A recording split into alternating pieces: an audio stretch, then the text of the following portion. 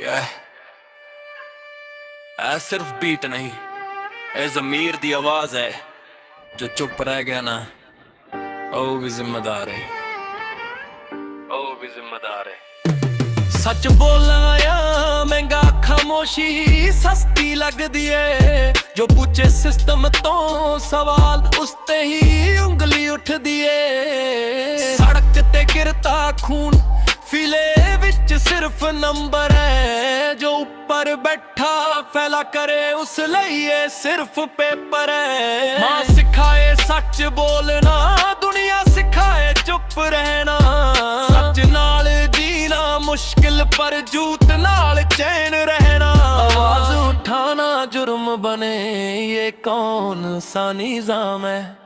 जो सवाल करे वो गलत, जो चुप रहे वो महान है। सवाल जिंदा रहे आज भी, पर अवाब ख्वाब ने। सच लिखने वाले हाथ हमेशा ही बांधने। सवाल जिंदा आज भी, पर आवाज कम ने।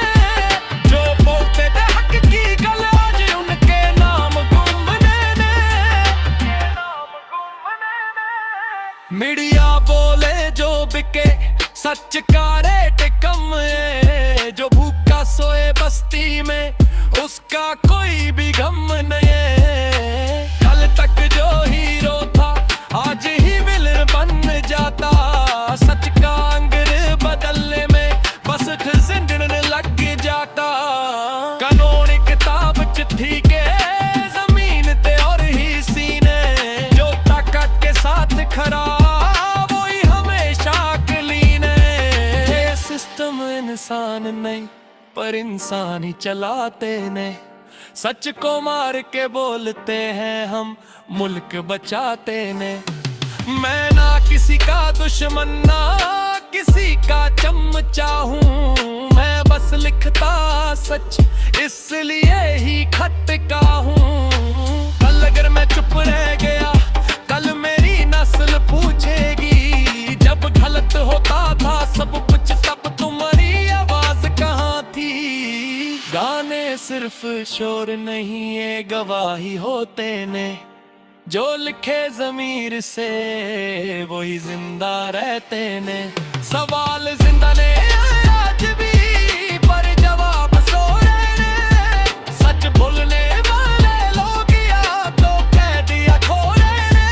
सवाल जिंदा ने आज भी, पर जवाब सो रहे ने। सच बोलने